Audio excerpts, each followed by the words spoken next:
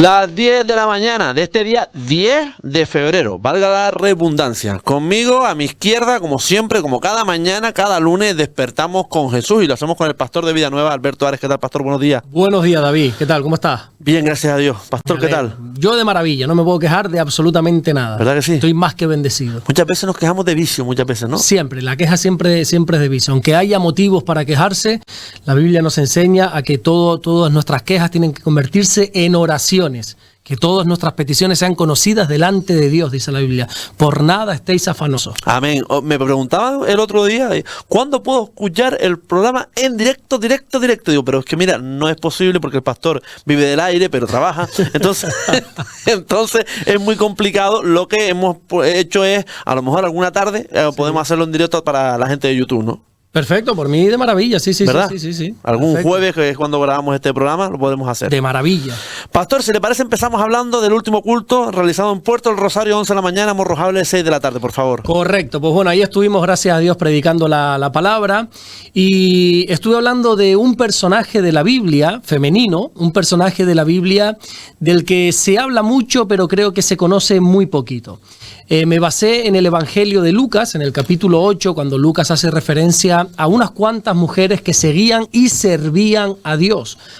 A veces pensamos que solo los hombres eran los discípulos del Señor, no, pero ni muchísimo menos. Las mujeres tienen un lugar también en el servicio a Dios. De hecho, hay una estadística que dice que hoy en día las iglesias cristianas las forman entre un 60 y un 70% las mujeres, y luego la minoría somos los hombres. Las mujeres siempre están ahí al pie del cañón. Bueno, empecé dando varios detalles. A mí siempre me gusta no solamente transmitir ese mensaje que creo que Dios pone en mi corazón, sino además me gusta enseñar para aquellas personas que tienen el deseo de aprender, pues también tengo ese tipo de enseñanzas y hablaba de que Lucas, ya que me basé en su evangelio, en la lectura principal de Lucas 8.1, Lucas es el único escritor de toda la Biblia que no es judío. Es el único, es gentil. Gentil, en la Biblia los gentiles se refiere a todo aquel que no es judío. Gentil significa nación o nacionalidad, ¿verdad? Entonces, como tú no tienes la nacionalidad judía, eres considerado un gentil, ¿verdad? De ahí viene la palabra gentilicio. El gentilicio de Fuerteventura es majorero. Sí. Bueno, pues en definitiva, pues Lucas es el único gentil en escribir en la Biblia. Los gentiles en aquella época estaban muy mal mirados, eran personas que estaban como desechadas, apartadas. Ponía varios ejemplos, pero aunque los gentiles fueran rechazados, Jesús se acercó a ellos. Jesús tuvo ese trato personal con los gentiles, con las personas que no eran del agrado de aquel entonces. Jesús se acercaba a ellos, porque Jesús siempre se acerca a lo que el mundo desprecia. Lo que el mundo desprecia, Dios ama. Así nos enseña la palabra del Señor. Ponía unos cuantos ejemplos de Jesús con acercamientos a gentiles, como el centurión, un centurión romano que le rogaba por la sanidad de su siervo, una mujer sirofenicia, una mujer samaritana. El Señor en una ocasión, dice la Biblia, que tuvo un encuentro con 10 leprosos. Los leprosos en aquella época, David, para que te hagas una idea, eran desechados totalmente, eran sacados de la ciudad y eran llevados a otro lugar para no contagiar. Y nadie se acercaba a ellos. Sin embargo, Jesús se acercó a un grupo de 10 leprosos, los sanó, pero solo uno de esos 10, dice la Biblia, que retornó una vez fue sanado para darle las gracias al Señor. Jesús se sorprende y le dice, oye, pero vamos a ver, si eran 10, ¿cómo es que tú vienes solo? Bueno, no sé. Y la Biblia aclara que el único que volvió era samaritano, era gentil. Luego también relataba ese encuentro de Jesús con un endemoniado en la ciudad de Gadara, un gentil. Bueno, en resumen, el Señor tuvo mucho trato con gentiles y rompió esa barrera que nosotros tenemos que romper hacia el desechado, hacia la persona marginada, hacia la persona que el mundo detesta. Los creyentes tenemos que amarlos. Amén. Luego hacía también hincapié en una curiosidad. Esto no tiene que ser nada relevante, nada importante, pero hay una curiosidad y es que Lucas es el evangelio que más resalta a la mujer. Es el evangelio con más presencia femenina. De hecho, incluso, para que te hagas una idea, algunos comentaristas bíblicos han denominado el evangelio de Lucas como el evangelio de la mujer. Porque ya te digo, habla de muchísimas... Muchos pasajes. Sí, muchos pasajes, muchas historias de la Biblia con mujeres que los otros evangelios guardan silencio. Mateo no habla de esos pasajes, Marcos, Juan, hablaba, por ejemplo, de alguno de ellos, ¿verdad? De ese encuentro que dice la Biblia que un ángel tiene con María para anunciarle a María que se ha quedado embarazada. Luego en un ratito, si nos das pie, hablamos de esto, del embarazo virginal de María. Pero solo el Evangelio de Lucas recoge que no solamente se quedó en ese pasaje o en ese anuncio del ángel a María de su embarazo, sino que también le dice, por cierto, María, y tu parienta Elizabeth, no sabemos si era prima segunda, tía, no sabemos. Tu parienta Elizabeth también se ha quedado embarazada. Y solo el Evangelio de Lucas recoge ese encuentro cuando María y Elizabeth se juntan, se ven, se saludan. Y dice que cuando María saluda a Elizabeth es llena del Espíritu Santo. Solo Lucas recoge que una mujer fue llena del Espíritu Santo. Luego también hacía referencia a ese episodio cuando los padres de Jesús, José y María, llevaron a Jesús siendo un bebé al templo para presentar. Era una tradición judía. Los cristianos también lo hacemos. Los católicos más bien se van por la rama del bautismo. Nosotros creemos que el bautismo no tiene que ser de bebé, tiene que ser de adulto, tiene que ser la persona quien decida voluntariamente bautizarse o no. Entonces los cristianos practicamos lo que es la presentación del niño. Una persona tiene un hijo y lo trae a la iglesia para presentarlo, más que para presentarlo a Dios, porque no es así, porque ya Dios lo conoce, Dios lo ha formado, es presentarlo públicamente ante la congregación y que los padres se comprometen a criar a ese hijo en los caminos del Señor. Bueno, cuando María y José hicieron esto, llevaron a Jesús al templo, dice la Biblia, solo el Evangelio de Lucas recoge una situación que dice que allí había una anciana que llevaba viuda, perdóneme que no me sé el dato exacto, pero creo que era 87 años, o sea, una anciana ya que llevaba toda la vida viuda. La pobre solo había disfrutado de su matrimonio 6 o 7 años, dice la Biblia, pero que ella dedicó toda su vida a servir al Señor a través de la oración y del ayuno. Esta mujer se llama la profetisa Ana. Solo Lucas habla de ella, la profetisa Ana. Y también recalca Lucas que una vez esta anciana ve a Jesús, le hablaba a todo el mundo de Jesús. También resaltaba ese pasaje que solo Lucas recoge. Cuando Jesús va a una casa que tenía ahí unos amigos, que eran 3 hermanos, Marta, María y Lázaro. Por alguna razón Lázaro no estaba en esa ocasión, no sabemos si estaba trabajando, no sabemos. Lo cierto es que en esa casa solo está Marta y María. Y es muy famosa esta historia cuando llega y dice la Biblia que una de las hermanas se postra a los pies del Señor a escuchar las palabras de Jesús, que ella es María, y otra mujer, la otra hermana Marta, se pone a hacer los quehaceres de la casa y Jesús le dice, ay Marta, Marta, afanada, turbada estás con muchas cosas, una cosa te era necesario escoger, tu hermana ha escogido la buena parte, le dice. Bueno, ese pasaje de estas mujeres solo lo vamos a encontrar en Lucas. Bueno, hablé de esos detalles para luego decir que solo quería hablar en esa ocasión de una mujer, de María Magdalena. Una mujer que, vuelvo y repito, creo que muchos han oído, pero pocos conocen verdaderamente quién era María Magdalena. Hemos hablado, creo, en el programa también de ella. Sí, en alguna ocasión hemos hablado. Yo estoy seguro que si pudiésemos tener la oportunidad, David, de preguntarle a todos los oyentes que nos dijeran, aunque sea una característica de María Magdalena, estoy convencido que el 70 o el 80% de las personas todos dirían lo mismo. María era una prostituta a la que Dios liberó de su pasado. Pero es que eso no es cierto. Sorprendentemente, aunque ese bulo, esa mentira haya corrido por todas partes, eso no es cierto. La Biblia no habla de eso. La Biblia simplemente muestra, en Lucas capítulo 8, que lo leía, cómo María era una fiel seguidora del Señor que le servía con sus bienes, de la cual Jesús había echado 7 demonios, dice. Había echado 7 demonios, pero en ningún momento dice ni que era prostituta, ni que se había dedicado a la prostitución, ni nada de eso. Simplemente el Señor le había echado fuera 7 demonios. Y antes de explicar quién era María Magdalena, di tres cosas para explicar quién no era María Magdalena. María Magdalena no era una prostituta, la Biblia no habla de eso. Segundo, María Magdalena se le confunde mucho. Bueno, por cierto, este bulo se lo inventó un papa en el siglo VI, creo que era... No me acuerdo el nombre, sé que era el Papa, ¿no? El nombre primero, pero no recuerdo ahora. Y él lo dijo una vez que, bueno, María Magdalena fue una prostituta y de ahí, claro, como lo dijo el Papa de Roma, pues hay que creerle. No, en absoluto. Yo creo la palabra del Señor por encima de cualquier hombre, aunque sea ese hombre muy importante. La palabra de Dios tiene que estar por encima. Luego también dije que María Magdalena no es aquella mujer que enjugó los pies del Señor con su pelo.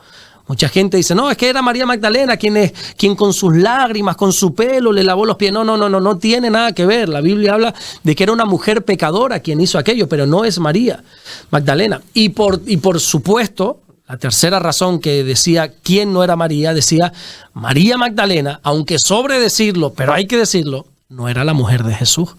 Porque hay mucha gente que piensa que María Magdalena era la mujer de Jesús, o como algunos escritos antiguos dicen, se saludaban con un beso en los labios. No, ni muchísimo menos. Eso viene de una tradición antigua, donde la película, si no recuerdo mal, el Código Da Vinci le ha dado más potencia, más valor.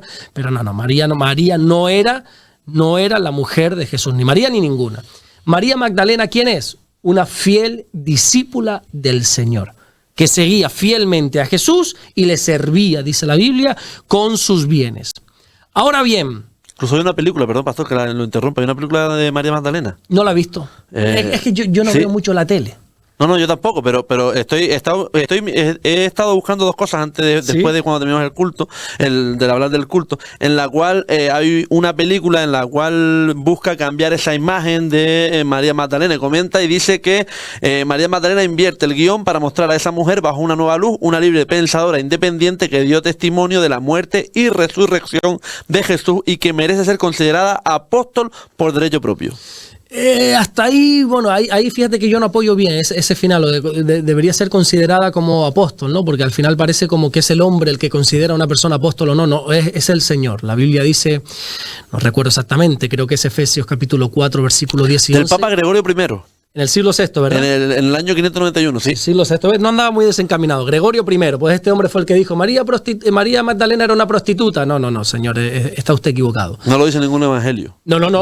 Pero para ni lo insinúa. Vuelvo y repito, solo dice que Jesús echó 7 demonios de ella. Bueno, en definitiva, luego lo que decía era que si bien es cierto que María Magdalena no fue una prostituta, sí es cierto que tenía un pasado oscuro. Eso sí es verdad. ¿Por qué? Porque, vuelvo y repito, la Biblia resalta el hecho de que Jesús echó de ella 7 demonios. Algo hizo María Magdalena en su pasado que le abrió las puertas a esos 7 demonios. La Biblia no nos va a decir qué demonios eran, ni qué hizo María Magdalena para quedar en ese estado, porque la Biblia no da lugar al morbo, ¿verdad? Al chismorreo. No. La Biblia simplemente te dice lo que ha pasado y cuál fue la solución. Sí es verdad que María tuvo pues un pasado oscuro y decía que al final todos, sin excepción, creo, David, tenemos un pasado que nos gustaría ocultar. No quizá completo, pero sí momentos de nuestra vida. Pasajes, ¿no? Sí, pasajes en nuestra vida, en nuestro pasado, que cuando se nos recuerda o cuando nosotros lo recordamos, creo que nuestra única alternativa es agachar la cabeza. Porque nos avergonzamos de lo que hicimos, nos avergonzamos de lo que dijimos, nos avergonzamos de que dañamos a alguien cercano. Lo que quiera que sea, todos creo sin excepción, porque no somos santos, claro. Ninguno es santo. Somos santos por Jesús, pero en nuestra humanidad todos somos pecadores. Santo es el Señor. Santo es el Señor únicamente, exactamente. Gloria. Y entonces creo que todos pues tenemos un pasado que queremos ocultar. Mi mujer hace unas cuantas semanas, 2 o 3, predicó. Mi mujer predica 1000 veces mejor que yo, es una maravilla, sí. Yo soy muy meticuloso, mido mucho mis palabras, mi mujer es más espontánea, es una maravilla. Bueno, ella predicaba de la mujer de Lot, un pasaje, no quiero alargarme de esto, pero para dar pie a otra cosa que quiero decir. Y ella decía cómo la mujer de Lot, teniendo toda la bendición delante de ella, teniendo a su esposo, teniendo a sus hijos delante de ella, teniendo una promesa de Dios delante de ella, decidió mirar hacia detrás. ¿Y qué sucedió? ¿Saben lo que sucedió? Se convirtió en piedra. Se convirtió en estatua de sal, correctamente. Eso, en una piedra, en una estatua de sal. Y mi mujer se basaba diciendo que hay gente que no puede avanzar porque está anclada en el pasado, está mirando. Pero yo decía este domingo que hay gente que quiere avanzar, que pone sus ojos delante, pero que hay un pasado que le está tirando hacia detrás. No es esa persona quien mira, no, es su pasado quien la arrastra. Personas que quieren avanzar en su familia, en su matrimonio, en su trabajo, en su vida espiritual, en su integridad, pero el pasado viene y le dice, ¿dónde vas, David? ¿Dónde vas? ¿Ahora qué vas a ir de santo? Con lo que tú hiciste. ¿Dónde vas ahora con la que tú liaste en el pasado? Con todo el daño que hiciste. Y entonces eso nos puede hacer frenar. Es un ancla, ¿verdad? Ese pasado es como un ancla que nos hace frenar. Pero decía que qué bonito saber que a esta mujer con un pasado oscuro, Dios la cambió. Dios la transformó, Dios la liberó y sobre todas las cosas, como tú leías ahora, Dios le dio un propósito en la vida que era la de transmitir un mensaje a todos los hermanos. María Magdalena se convirtió en la primera persona, y encima una mujer, resalto esto porque en aquella cultura era una barbaridad esto, la primera persona en ver a Jesús resucitado. No fue Pedro, aquel que prometía lealtad eterna. No fue Juan el discípulo amado. No fue Mateo, no fue el otro, no fue nadie, no fue ningún hombre. Fue una mujer, María Magdalena, a quien Jesús escogió para manifestarse por primera vez al mundo como un hombre resucitado. Y no solamente se manifestó a ella, sino que le dijo, vete y dile a mis hermanos. Le dio un mensaje, que he resucitado. Se convirtió de una persona rechazada y endemoniada a una persona consagrada, una fiel servidora, con una misión en esta tierra. Porque cuando nos encontramos con el Señor, Dios restaura nuestro pasado y bendice nuestro futuro. Nos da una labor, nos da un propósito, nos da un destino. María, a partir de ahora tienes un mensaje para dar al mundo. Eso es a grosso modo, más o menos. A grosso modo, ¿no? Bueno. Lo que compartí el domingo. Yo estaba buscando antes cuando el pastor comentó, dando salto de alegría, me acordé de un pasaje en el cual dice, cuando María, después de haber recibido el anuncio de que concebiría en su seno a Jesús, fue a visitar a su prima Isabel, se nos dice que, lo confesó Isabel, que en su seno había dado saltos de alegría la criatura que llevaba allí, Juan Bautista. Exactamente, pero esos saltos, el Evangelio de Lucas aclara que fue porque fue llena del Espíritu Santo. Y el vientre, el bebé en el vientre brincó de alegría, pero por la llenura del Espíritu Santo. Claro, resaltar esto en aquella cultura. O sea, primero que Lucas hablase de mujeres era un escándalo ya, ¿vale? Que escribiesen un evangelio de mujeres era un escándalo para aquel entonces. Una cultura tan patriarcal, ¿no? Exactamente. Pero resaltar que una mujer fuera llena del Espíritu Santo, ¿no? Eso ya era el acabose en aquella época, pero Lucas rompió esas barreras, por eso se le conoce como el Evangelio de las mujeres. Amén, qué bonito, sinceramente. Sí. Bueno, ya casi 20 minutos de programa y gente que dice, debería de estar 2 horas. Digo. No, si es por mí, mira, el otro día cuando estuvimos en Bruselas, hace unas cuantas semanas, 2 o 3 semanas, yo amo de verdad la iglesia de Bruselas. Está formada realmente por una gran familia que hay allí, luego por muchos hermanos, viene gente de Holanda, de Alemania, vino gente esta vez de Italia. Es una congregación preciosa, yo los amo con locura, de verdad. Bueno, con locura no, con cordura, los amo bien.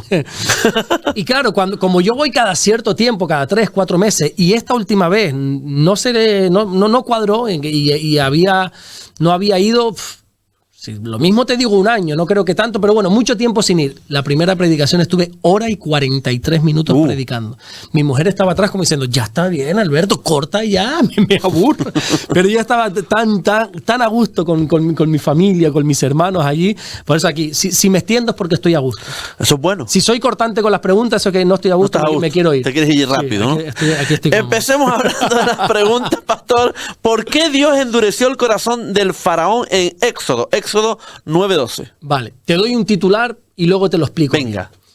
Dios endureció el corazón de Faraón porque Faraón primeramente decidió endurecer su corazón. O sea, no fue algo que Dios le impuso, fue algo que Faraón... ¿Qué quiso? Sí, la Biblia resalta en lo que nosotros conocemos como las plagas de Egipto, las 10 plagas. Creo que en uno de los primeros programas hablamos de las plagas, creo. No profundizamos mucho, pero hablamos de ellas. Una tras otra se dice, por ejemplo, en Éxodo capítulo 8, versículo 15, se dice que Faraón voluntariamente decidía endurecer su corazón. ¿Por qué? Ahora te desgloso esta explicación. Dios quería libertar a su pueblo. El pueblo de Dios llevaba cautivo, esclavo, 400 años, por una historia muy bonita que otro día podríamos hablar, 400 años de esclavitud bajo este imperio egipcio. Suena, perdón que lo corte, pastor, suena, no sé, raro, es decir, una historia bonita, pero eran esclavos, es decir, pero quizás es bonita ¿por qué motivo? Bonita porque para mí toda la Biblia es bonita. Para mí todo es apasionante y todo le busca una enseñanza práctica, diaria. Bueno, en sí, fíjate, bonita no es. No, claro, bonita no es porque choca, ¿no? Es decir, claro, eran esclavos, pobrecitos. Bonita porque fueron libres al final. Bueno, y vemos cómo Dios los liberó, pero de una manera, David, asombroso, que si te lo pudiese explicar con detalles, se te pondrían los pelos de punta. Es algo bárbaro, algo precioso, cómo Dios los liberó y encima le dio las riquezas de los egipcios. Bueno, algo increíble. Pero no es una historia tan bonita, porque la esclavitud no es nada bonito. Claro. Gracias a Dios que se ha abolido eso, pero en la antigüedad existía. Pero fíjate cómo ellos acabaron esclavos en Egipto, porque uno piensa que acaba esclavo. Egipto representa el sistema de este mundo, ¿vale? En la Biblia, igual que Babilonia. Los hebreos se refugian en Egipto porque viene un hambre sobre la tierra y no sé por qué, en vez de clamar a Dios, ellos decidieron acudir a Egipto en busca de ayuda. En aquel entonces, el que mandaba en Egipto, la segunda persona más importante, era familiar de los hebreos. No te puedo explicar todo esto en un momento nada más. Y le dijo, bueno, pues quédense aquí. Y los metió en una tierra llamada Gosén, y allí los ponen. Y estuvieron como 30 años viviendo a cuerpo de rey los hebreos, porque tenían favor. El faraón de Egipto les tenía cariño por medio de este segundo jefe. Claro, la Biblia dice que muere ese faraón que tenía favor para con el pueblo de Dios y se levanta otro que no quiere saber nada de ellos. Por lo tanto, los esclaviza. Yo siempre he sacado la enseñanza de aquí de que cuando uno se va al mundo, cuando uno deja las cosas del Señor para irse al mundo, los primeros días, los primeros meses son agradables. Porque no nos engañemos, David, el pecado es como diría un brasileño, es gustoso. Gustoso. El pecado es gustoso. La Biblia dice en Proverbios, como dice literalmente, que gustoso no es la palabra, que es apetecible es al hombre el pan de mentira. Tampoco es la palabra apetecible, pero algo así, apetecible es al hombre el pan de mentira. Es que nos gusta el pecado. No lo hacemos porque sabemos que no está bien, que no agrada a Dios, que daña nuestra santidad, nuestra integridad, pero es apetecible, ¿verdad? Entonces, cuando uno abandona las cosas de Dios para irse al mundo, los primeros días son apetecibles, son buenos, ¿verdad? Mira, antes que estaba en la iglesia, en las cosas de Dios no podía hacer esto y ahora me deleito en el pecado. Claro, los primeros 30 años son bonitos, pero luego fíjate, 30 años de placer, 400 años de esclavitud. Así es el mundo. Luego hay una enseñanza muy bonita de la palabra Egipto en hebreo que empieza y acaba con la misma palabra, pero la primera está abierta y la segunda y la última está cerrada, diciendo que se entra muy fácilmente en Egipto y no se puede salir tan fácilmente de Egipto. Es como una cárcel que te encierra ahí. ¿Y por dónde íbamos? El faraón. Dios decide liberar a su pueblo, 400 años esclavo. Llama a Moisés, que creo que la semana pasada o la anterior o otra hablábamos de él, como sí. Dios lo llama, a pesar de ser tardo para hablar, le llama, pone a Aarón y le dice, bueno, Moisés, tu labor es presentarte delante de Faraón y darle este mensaje: deja salir a mi pueblo, déjalo salir al desierto para que me adore. Imagínate esto, presentarte del hombre más poderoso del mundo y decirle, deja salir a los esclavos que tienes. Estamos hablando que para aquel entonces se calcula que había unos 600.000 hebreos esclavos. Era quitarle la mano de obra a los esclavos al imperio, dejarlos secos, vacíos, desnudos por completo. 600.000. 600.000. Todos los que trabajaban. Lógicamente Faraón dijo no, pero primero, ¿quién es ese Dios? Así le trató Faraón a Moisés. Pero ¿quién es tu Dios? Yo ni lo conozco. ¿De qué Señor me estás hablando tú? Y entonces el Señor, para mostrar que iba en serio con esto, porque el Señor va en serio con lo que dice, aunque se dilate en tomar una decisión, se retarde en tomar una decisión, el Señor va en serio con lo que dice y cumple su palabra siempre. Y la orden estaba dada, deja salir a mi pueblo. No, que no sé cuánto. Bueno, pues empiezan las plagas, esas plagas de convertir el agua en sangre, un montón de plagas que empiezan a suceder para tocar la vida de Faraón. O sea, esas cosas que nos pasan a nosotros en nuestra vida, que permíteme esta expresión, que le vemos los dientes al lobo, o las orejas al lobo, sí, no sé cómo es el dicho. Sí, que uno dice, uy. Se le ve las orejas al lobo. Exactamente, algo está pasando y eso es como una alerta que nos debería decir, o nos debería poner en una señal de decir, algo está pasando, algo tengo que cambiar. Cuando vienen estos problemas, algo tengo que cambiar. ¿Cuál es la respuesta de Faraón? No, él decide endurecer su corazón. Él decide rebelarse todavía más contra el Señor. Se pone más desafiante contra Dios. Y Dios sigue enviando plagas y plagas hasta que llega un momento que es Dios el que dice, y endurezco el corazón de Faraón. ¿Por qué? Porque tú lo has decidido. Hay un pasaje que, si no me equivoco, está en Romanos, cuando Dios dice que aquellas personas que persisten en pecar, al final Dios los entrega una mente reprobada para que hagan todo aquello que quieren.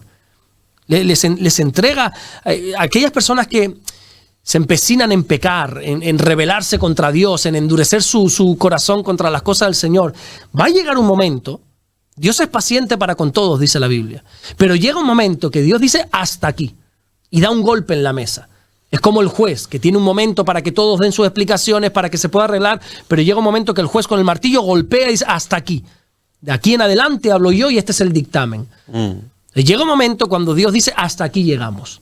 Y tú has tomado esta decisión, entonces yo te entrego una mente reprobada, dice la Biblia. Y esto es muy fuerte. Dios endureció el corazón de Faraón porque su voluntad estaba ya dictaminada. El pueblo tiene que salir, ser libre, y nadie se va a oponer a lo que Dios dice, David. Nadie se va a oponer, nadie. Y primero Dios intenta obrar por las buenas, obrar con las personas, pero ninguna persona va a ser obstáculo para las cosas de Dios. Al final, todo lo que la Biblia dice se va a cumplir. Bueno, se está cumpliendo al pie de la letra. El mundo lo está evitando, el mundo lo está dando en la espalda a Dios, pensando que así la palabra de Dios no se va a cumplir, sin darse cuenta que están siendo instrumentos para que la palabra de Dios se cumpla. El rey de los judíos, por ejemplo. Jesús es el rey de reyes, el señor de señores. Y aquellos romanos intentando burlarse de Jesús, dice que le pusieron una corona de espinas en su cabeza. Y aún intentando ellos burlarse, lo estaban convirtiendo en un rey. Y estaban matando al rey de reyes en aquella cruz. Aunque el mundo se oponga a lo que Dios quiere hacer, Dios se va a salir con la suya. Por lo tanto, si nosotros seguimos empecinados en llevarle la contraria a Dios, Dios nos entrega una mente reprobada, nos endurece el corazón. Esto vale para personas, para familias, para gobiernos que se empeñan en darle la espalda a Dios. Puede estar así un tiempo. Al final, las consecuencias vienen. Amén. Pastor, una de las preguntas que tenemos preparada para el programa del día de hoy es la siguiente. ¿Qué significa la virginidad de María? Pues lo que todo el mundo piensa y sabe, que María era virgen, sexualmente hablando, era virgen cuando se quedó embarazada. María no se quedó embarazada por José, no se quedó embarazada por ningún hombre, sino que dice la Biblia que se quedó embarazada por obra y gracia del Espíritu Santo. El Espíritu Santo puso ese feto en el vientre de María. Fue el Espíritu de Dios, fue Dios mismo quien permitió esto. La virginidad de María habla de que María era pura antes de dar a luz a Jesús. Una vez dio a luz a Jesús, María tuvo relaciones sexuales. Eso ya lo hemos hablado, porque la Biblia habla de los hermanos de Jesús. Por eso yo sé que los católicos sobre todo me tiran muchas piedras con esto, porque ellos dicen que la Virgen María fue virgen, fue inmaculada hasta su muerte. No. La Biblia dice que cuando dio a luz, José conoció, esa palabra conoció es intimación sexual. Yo nunca entenderé, pastor, perdón que lo interrumpa, sí. ¿Por qué le tirarían piedras si es algo que dice la Biblia? Es decir, no sé, va a la fuente primaria, no se está inventando usted nada, ¿no? Jesús mismo le dijo a los fariseos: por vuestra tradición invalidáis la palabra de Dios. Nosotros las personas somos personas tradicionales, somos personas de hábitos, de costumbres. Entonces, si a mí se me ha enseñado algo, aunque vaya contrario a la palabra de Dios, nosotros tendemos a creer más a nuestra tradición. Somos personas de costumbre. Mira, te voy a poner un ejemplo. Había una iglesia hace muchos años. Yo escuché esta anécdota, te estoy hablando que puede ser que yo no había ni nacido. Bueno, puede ser, no seguro. Muchísimos años atrás, que en una iglesia, bueno, no, te estoy contando mal la historia. En una iglesia que todavía está, una persona nueva llega y estaba la alabanza, tú sabes cómo es la alabanza en la iglesia, unas canciones, cantamos, aplaudimos o como quiera la gente, está ahí en libertad. Pero cuando se cantaba una canción en particular, toda la iglesia la cantaba de una manera diferente. En vez de mirar al frente, todos giraban la cabeza hacia un lado. Claro, allí donde fueras, haz lo que vieras, dice el dicho, ¿no? Entonces esta persona que fue por primera vez a la iglesia, cuando vio que todo el mundo miraba para una pared blanca, pues esta persona miró para la pared blanca. Mira para la pared blanca. Pero luego al terminar el culto le dijo a una persona: mira, ¿por qué miran para allá cuando cantan esta canción? Dice: no sé, yo cuando llegué ya lo hacía. Claro, se quedó con la intriga. Le preguntó a otra persona, a otra, y todo así, lo mismo. Y entonces le preguntó al pastor: oye, pastor, ¿tú me puedes responder a por qué cuando cantan esta canción en concreto miran para allá? Dice: ni idea. Yo cuando llegué aquí y me nombraron pastor de esta iglesia, ya cantábamos así. Pregúntale al pastor, que es un ancianito, pregúntale a ver si él sabe. Y entonces fue a un ancianito que ya era muy viejito, le dice: oye, ¿por qué se hace esto? Y él dice: mira, ¿sabes lo que pasa? Que hace muchos años atrás, cuando no había proyector como hoy, o televisiones o pantallas para proyectar la letra, nosotros teníamos esta canción pintada en esta pared. Entonces, hace muchos años, cuando se cantaba, todo el mundo, para poder seguir la canción, miraba para allá y leía. Pero eso ya se quedó como costumbre, como hábito, ¿verdad? Entonces ya la pared se ha pintado 3 millones de veces, pero aún así la gente se ha quedado como mirando para allá. Es como la historia del pescado. Me estoy alargando otra vez. No. Está a gusto. Aquel niño que está viendo a su madre, cada vez que cocina el pescado, le corta la cabeza, la cola y lo mete en la sartén. Y le dice: mamá, ¿por qué le cortas la cabeza y la cola? Si la cabeza es rica, la cola también y se puede comer. ¿Por qué? Dice, pues mira, la verdad que nunca lo he pensado. Yo aprendí así de tu abuela, de mi madre. Pregúntale a tu madre, a tu abuela. Y mira, abuela, ¿por qué cuando cocinan ustedes el pescado le cortan la cabeza y la cola? Y dice, no sé, pregúntale a tu bisabuela, que yo aprendí así. Y fue a la bisabuela y le dijo, bisabuela, ¿por qué cortan el pescado, la cabeza y la cola cuando lo cocinan? Dice, mira, es que antiguamente en esta casa solo había una sartén que era muy pequeña. Entonces, cuando íbamos a cocinar el pescado, no entraba todo y teníamos que cortar la cabeza y la cola para meterlo en esa sartén. Entonces, se ha quedado esa costumbre. Somos personas de hábitos, de costumbres. Entonces, alguien, llámese como se llame, nos enseñó que María fue virgen hasta su muerte, que la idolatría no es mala, que nosotros podemos adorar a María, a los santos. Claro, uno después conoce la palabra de Dios y uno tiene que poner en balanza, ¿qué creo? ¿A la tradición o creo a la palabra de Dios? Es muy interesante esto. Y Jesús le dijo a los fariseos, mira, por vuestra tradición, ustedes están invalidando la palabra de Dios. ¿Por qué me iban a tirar piedras? Porque estoy atacando contra su tradición. No atacando, yo no ataco, estoy hablando contrariamente a lo que su tradición dice. Los católicos piensan, afirman y creen que María murió virgen. No es cierto, bíblicamente no murió virgen. María tuvo más hijos y la Biblia especifica que José conoció a María una vez dio a luz. La Biblia, por ejemplo, habla en contra totalmente de que María es una intercesora, de que María es una ¿cómo se dice? Alguien que está para interceder por nosotros. No, nosotros solamente hay un, no me viene ahora la palabra a la cabeza. Solamente entre Dios y el hombre está Jesús. No podemos acudir al Padre a través de María, a través de Pedro, a través del Papa, a través de... No, esto no es así. Un intermediario. Solamente hay un intermediario entre Dios y el hombre. Jesucristo, hombre, dice la Biblia. Entonces, los católicos se enfadan o rechinan un poquito los dientes porque esto va en contra de su tradición. Pero es que yo no estoy atacando contra su tradición. Yo le digo, mira, la Biblia dice esto. Exactamente. Valora tú. O sea, ten tú la sabiduría de decidir qué creo, lo que me enseñaron de pequeño o lo que la Biblia dice, pues tú sabrás. No, incluso hay un comentario que lo comentaré, bueno, puedo decir ya, en el cual dice, David está abriendo los ojos, que el día que acepta a Dios en su corazón y renuncia a su Virgen del Carmen, estaré contenta. Dices tú, me caches en 10, vamos a ver, yo no decir, yo puedo aceptar a Jesús en mi corazón, pero mi Virgen del Carmen, Es decir, una cosa es que yo sea devoto a la Virgen del Carmen y otra cosa es adorarle a la Virgen del Carmen. Es muy distinto, ¿eh? Claro, esto es algo que solo puede hacer el Espíritu Santo. Cuanto más nosotros ataquemos, por así decir, a la creencia de una persona, más rechazo vamos a crear en esa persona. La Biblia dice que es el Espíritu Santo el que nos guía hacia toda verdad. Te pongo un ejemplo. Yo cuando tenía 15 años y mi mujer, en aquel entonces mi novia, la que ahora es mi mujer, que el otro día me ponía un comentario, está feo decir mi mujer, di mi esposa. Digo, pero faltaría más que usted me diga a mí lo que tengo que decir. Yo hablo así, mi mujer, yo creo que no está feo, pero no. Aceptamos correcciones, pero es que yo creo que mi mujer no está mal dicho, es mi esposa, mi mujer, mi compañera de vida. Mi compañera de vida, sí señor, mi ayuda idónea, dice la Biblia. Mi muleta, mi bastón, mi costilla, como quiera llamar. Bueno, pues ya no sé lo que te iba a decir. Estábamos hablando de María, estábamos hablando de... no, cuando yo fui a la iglesia por primera vez. Exactamente. Mi novia, 15 años. Entonces me llevó y yo tenía un rosario, yo era católico, ultra católico. O sea, yo hice la comunión, yo iba a misa, yo me confesaba, yo siempre, desde niño, siempre he creído en Dios. Y yo fui con mi rosario y creo que se llama un escapulario, que es como una cosa de imágenes que me ponía en el tobillo. Mi mujer, siendo cristiana desde niña, sabiendo lo que Dios piensa de todas esas cosas, nunca me dijo nada. Nunca me dijo, Alberto, quítate el rosario. Alberto, no. Nunca, fue muy sabia. Porque yo creo que si ella me hubiese atacado contra él, me hubiera dicho, quítate el rosario. Digo, ¿cómo? Hasta aquí hemos llegado. No me toques a mi Virgen. ¿Verdad? La Virgen de Candelaria, yo era de la Virgen de Candelaria. Yo de niño iba caminando, David, desde Santa Cruz hasta Candelaria. Creo que es el 15 de agosto cuando se hace, porque yo creía en eso. Y yo creía en las imágenes y creía que la Virgen de Candelaria o que cualquier... Claro, luego razonas esto, claro, hay 1000 vírgenes, la Virgen de Candelaria, la del Carmen, la de Guadalupe, la de no sé cuánto, y empiezas a razonar un poco y eso ya te da cierta luz a esto. Pero yo creía en eso y era devoto a eso. Si mi mujer me hubiese hablado en contra, creo que yo le hubiera cerrado las puertas, le hubiera dicho a ella, hasta aquí hemos llegado.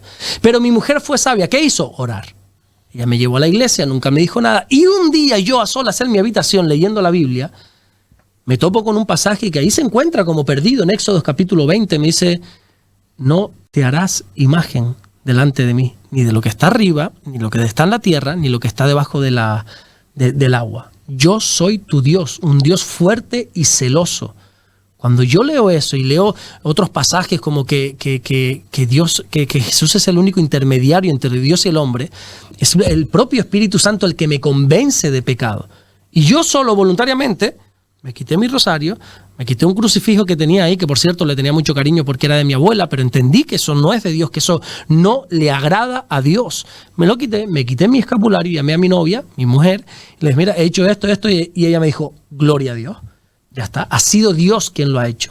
Entonces, la tradición es muy difícil de cambiar, a no ser que sea el propio Espíritu de Dios quien te convenza de pecado. Amén. Pastor, ¿estuvo casado José por segunda vez? Porque esto yo no sé. Pues si te digo, te miento. Rotundamente no. Es que no sé de dónde sale esta creencia.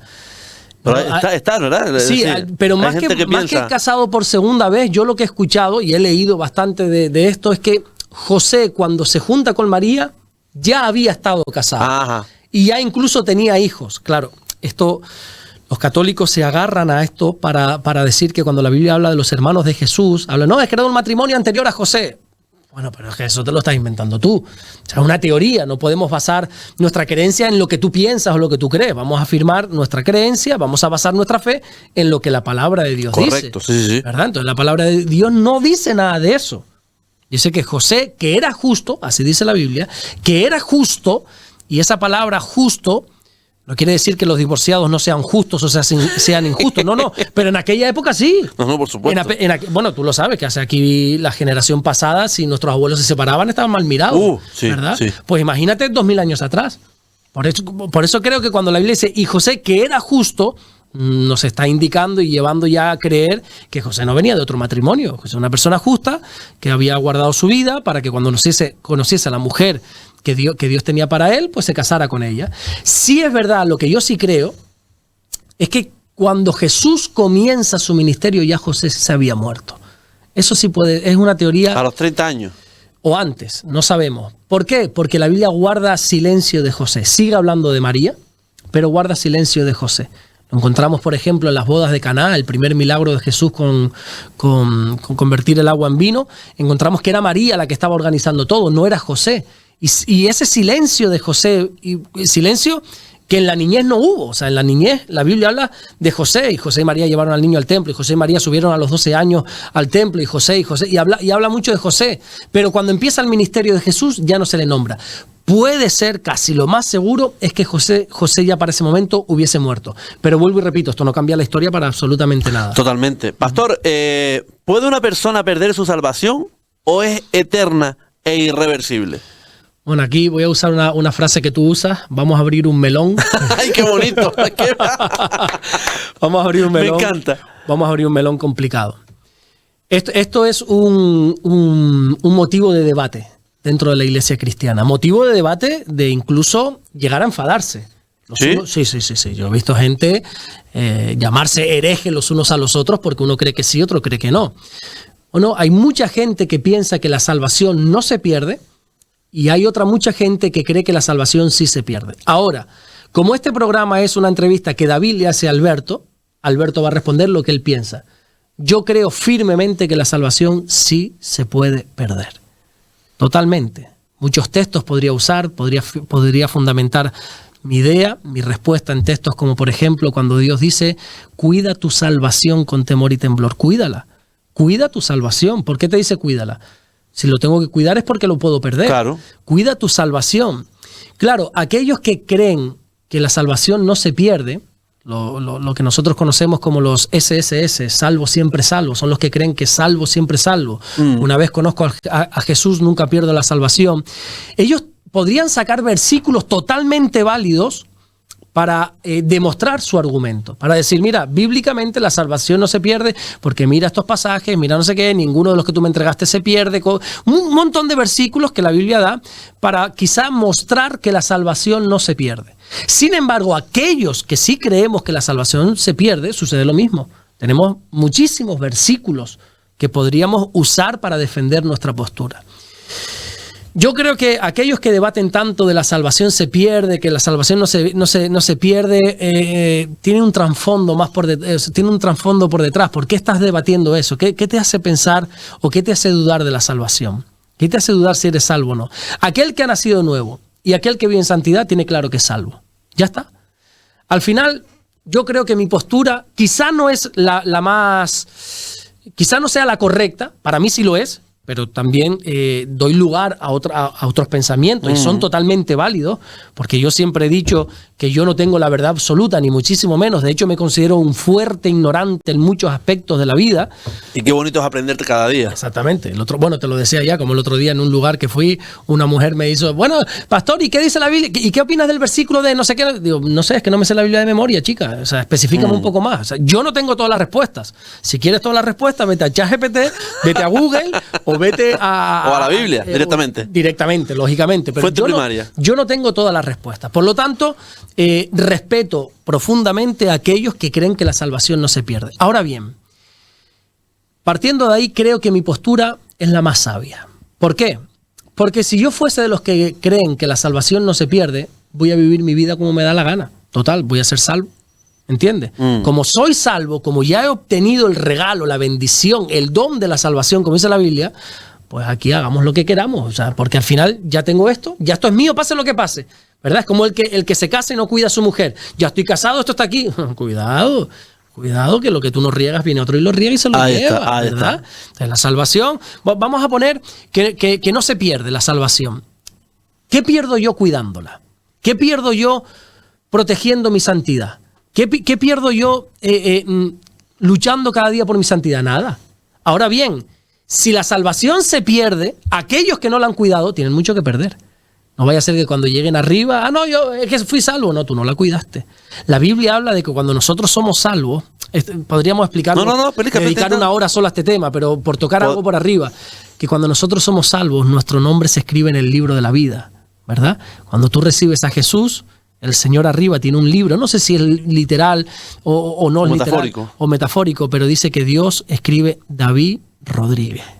Es salvo, bonito. Claro. Pero luego hay un pasaje que es terrorífico. Hay que cuidarlo. No, que dice, y se borra. Uy. Moisés le dijo al Señor, Señor, o libras a este pueblo o me borras del libro de la vida. Luego más adelante, creo que en Apocalipsis también habla de borrar del libro de la... Se puede borrar el nombre. Entonces yo soy de los que creen firmemente que la salvación sí se pierde. Aquí hay otro lugar, a otra pregunta. ¿Y cuándo se pierde? Pues chicos, no lo sé. No lo sé, porque ahí no podríamos ser tan radicales, decir, no, es que cuando pecas pierde la salvación, ¿no? Porque entonces estamos todo el rato, la pierdo, la tengo, no, esto no es un juego de niños. Yo creo que uno pierde la salvación cuando obra como Faraón, cuando se empecina en rebelarse contra Dios, cuando apostata de la fe, que habla la Biblia de apostatar de la fe, habiendo gustado del don celestial, ahora decide apartarse de los caminos del Señor y solo Dios sabe, pero yo creo y aconsejo a todo el mundo a creer en que la salvación se pierde, porque eso nos va a llevar a cuidarla. Y si al final no se pierde, no pierdo nada cuidándola. Amén. Yo me quedé pensando la semana anterior, pastor, cuando el Señor, Dios no dejó entrar a Moisés en la tierra prometida. Pero sí en el cielo. O sea, no en la tierra prometida, en esa tierra cuando Dios le dice a Moisés... En Canaán. Exactamente, en Canaán. Dios llama a Moisés para ser libertador del pueblo de Dios, de Egipto, para introducirlos en Canaán, en la tierra que fluye leche y miel. Pero por su carácter y por una serie de cosas le dice, no, hasta aquí llegaste, Moisés, no entras. Y allí murió a los pies de la tierra prometida, pero sí al cielo. O sea, hay cosas que aunque nosotros no heredemos en esta vida, la salvación la tenemos. Pastor, ¿qué pasa con las personas que nunca han oído hablar de Jesús? ¿Y qué respondemos a eso? Pues no. David, no lo sé. He escuchado muchas teorías, muchas especulaciones. ¿Como cuáles, por ejemplo? Ilústrenos.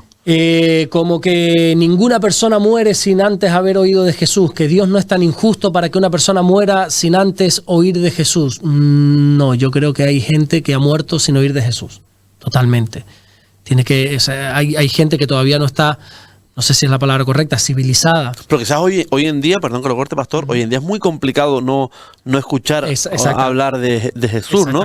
Y tener esa inquietud de saber quién fue y demás, ¿no? Porque hay una tecnología que nos lo permite. Ahí está. Yo, por ejemplo, no vamos a hablar de mí, vamos a hablar de ti. Tú, por ejemplo, compartes este vídeo y tienes miles de Sí. reproducciones en todo el mundo. O sea, que no es la gente de aquí de la ciudad de Morrojable, No. de todo el mundo. Y uno dice, oye, qué barbaridad que en todo el mundo me puedan escuchar lo que de aquí se está enseñando. Totalmente. ¿Verdad? Bueno, eso es gracias a Dios que tenemos esa tecnología. Hace años no. Entonces hace años dependíamos sobre todo del careo, del tú a tú, ¿verdad? De que una persona fuera y le presentase el evangelio a otra persona. Yo estoy prácticamente convencido, sin lugar a dudas, de que hay mucha gente que ha muerto sin haber escuchado de Jesús. ¿Qué pasa con ella? No lo sé. Sí es verdad que la Biblia dice que Dios es un Dios justo y va a hacer todo su juicio con justicia. Dios sabrá cómo tiene que tratar a esas personas que nunca quizá tuvieron la oportunidad de recibir o rechazar el mensaje. Ahora, mi pregunta no sería ¿qué pasa con esas personas que nunca han escuchado de Jesús? Mi pregunta creo que sería ¿qué pasa con aquellas personas que tenemos la oportunidad de hablar de Jesús y no lo hacemos? ¿Qué pasa con aquellos que Dios nos ha permitido el privilegio de predicar de Jesús y nos callamos? ¿Y qué pasa con ellos? Quien se avergüenza delante de Dios, quien se avergüenza de Dios delante de los hombres, Dios se avergonzará de ellos arriba en el cielo, dice la Biblia. Si tú tienes la oportunidad de hablarle a alguien de Dios y no lo hace, hay consecuencias, lógicamente. Dios nos ha puesto para ser atalayas de los demás. Y hay un versículo que ya podríamos aquí sacarlo a la luz, que es muy fuerte, que dice que Dios demandará la sangre de esa persona sobre ti, incluso. Si tú has tenido la oportunidad de predicarle a alguien y no lo has hecho, Dios te va a demandar esa vida. Dios va a decir, oye, ¿qué pasa? ¿Qué pasa? ¿Que tú eres aquí la última Coca-Cola del desierto? ¿Que yo te di el privilegio de conocerme y que luego te di un llamado de ir y predicar y discipular a todo el mundo y tú te has callado, tú te has quedado con ese regalo? O sea, tú tienes la vacuna contra una enfermedad y te la has quedado para ti. Eso es injusto, perdona que te diga, pero eso es injusto. Si tú tienes algo que beneficia a los demás, chico, dalo a los demás. No te lo quedes, no lo absorbes. Entonces, yo creo que Dios va a tomar consecuencias con esta gente. Amén. Bueno, vámonos con la última pregunta del programa, porque quiero leer algunos comentarios también del canal. Y es, pastor, ¿el diablo existe o es la maldad del hombre? El diablo existe y la maldad del hombre existe. Ambas cosas. Sí, ambas cosas, lógicamente. Pero si nos vamos a lo literal, por supuesto que el diablo existe. El diablo, Satanás, la serpiente antigua, el enemigo, como lo quieras llamar, que son todos esos títulos que la Biblia le da. Satanás existe. Ahora bien, Satanás no es ese personaje siniestro que Hollywood nos ha vendido, que es como un demonio con unos cuernos, ¿verdad? De rojo, con una cola, con un tridente. No, ese no es Satanás. De hecho, Satanás, que se llamaba primero Lucifer, portador de luz, fíjate qué bonito, portador de luz. Claro, ahora asociamos Lucifer al diablo, al demonio, al infierno. Pero si no se hubiera rebelado contra Dios, Lucifer se llamarían muchos de nuestros hijos, porque es un nombre bonito, portador de luz. Satanás, Lucifer, fue un ángel que Dios creó. Un ángel que dice la Biblia que era hermoso, pero hermoso, hermoso. Era tan hermoso que cuando él caminaba se escuchaba alabanza a Dios. Era hermoso. Era tan hermoso que dice la Biblia que aún en el cielo se halló orgullo en él. Pecó en el cielo. Tuvo la capacidad de pecar en el cielo.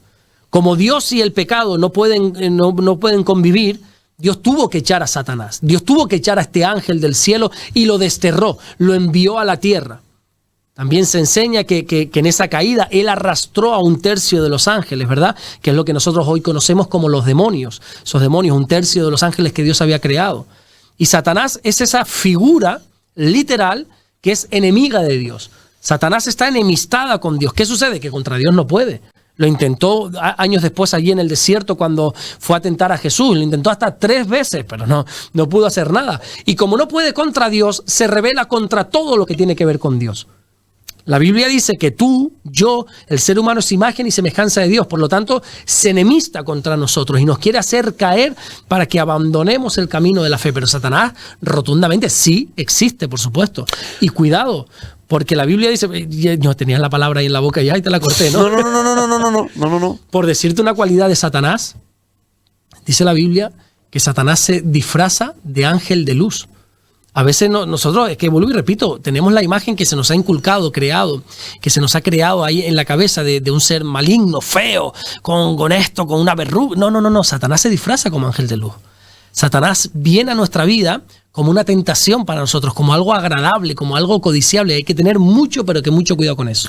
Pregunta del canal. Gaby Castro 9448. Es un deleite escucharlos. Una pregunta. ¿Babel es una ciudad, pastor? Era una ciudad, sí, era una ciudad o un país. Ahora mismo, pues mira, no sabría afirmarte país o ciudad, que de ahí después surge lo que nosotros conocemos como el Imperio Babilónico, exactamente. Que la torre que hablamos la semana pasada se llevó a cabo en Babel. La Torre de Babel, exactamente, era un lugar. Otra pregunta, pastor. Gabriela Rivera 7528. Buenos días, qué alegría despertar con las enseñanzas del pastor Alberto. Una duda. Jesús murió y resucitó al tercer día. Mi duda es cuántas noches pasó en el Seol. 2 o 3 noches, ya que he escuchado que dicen que son 3 noches. ¿Cuántas fueron en realidad? Mil gracias por todo a los dos. Bendiciones. 3 noches, la Biblia habla de las 3 noches, la señal de Jonás. Como Jonás estuvo en el vientre de aquel gran pez 3 días y 3 noches, así estará el Hijo del Hombre en el centro de la tierra. Es la única señal que le fue dada a aquella generación, 3 noches. Ahora bien, para lo que como nosotros contabilizamos los días y las noches, no es la misma manera que lo hacen los judíos. Para nosotros ahora, bueno, tú lo dijiste al principio, no es ningún secreto, esta entrevista está grabada, la estamos grabando hoy jueves para que se emita la próxima semana, y son exactamente ahora mismo las 7:10 de la tarde. Para nosotros sigue formando esto el día, y ya es de noche, sí. Pero para nosotros sigue siendo el día de hoy jueves. Para los judíos, los hebreos, cuando ya el sol se empieza a poner, ya cambió el día. ¿Vale? Entonces ellos tienen una manera diferente de contar los días y las noches. También es verdad que, por ejemplo, para nosotros un día consta de 24 horas. Si para un hebreo sucede algo y ocupa un día entero y 2 horas del otro día, ellos contabilizan eso como 2 días, aunque sea solo 2 horas. Bueno, es una manera diferente de contabilizar. Lo que te quiero decir es que la Biblia dice 3 días y 3 noches, pero quizás no es tan hermético como nosotros lo hacemos 24 horas y 24 horas. No, quizás no es tan hermético, pero fueron 3 noches cuando Jesús estuvo en el centro de la tierra. Sonia Mari Fernández 4385. Felicitaciones al pastor Alberto por sus sabias respuestas. Dios lo continúa usando como instrumento para enseñar la palabra. Se nota que Alberto domina las escrituras como el pastor José Manuel Sierra. Dios lo bendiga. Amén. Lidia Ramírez 504. Muy interesante. Cada vez mejor el programa. Dios lo siga bendiciendo. Elizabeth Castro 5335. Despertando con Jesús. Gracias a Dios por la bendición enorme de escuchar palabras de vida. Yo soy hija de pastor y disfruto y agradezco a Dios por escuchar a mis pastores. Qué bonito. Siempre habrá personas usadas por Satanás para hablar mal de nuestros pastores. Nuestros pastores son muy bendecidos por nuestro Dios, igual que a nosotros como hijos de Él. Amén. Y así hasta 93 comentarios hasta en el último programa. De verdad, como dice el pastor, de todo el mundo, de todos lados nos ven. Así que gracias por suscribirse cada día a ser más y darle a like y compartir. De verdad, pastor. Se nos va el tiempo. La semana que viene más. En la próxima semana voy a venir un poco más enfadado para estar menos extendido. Sí.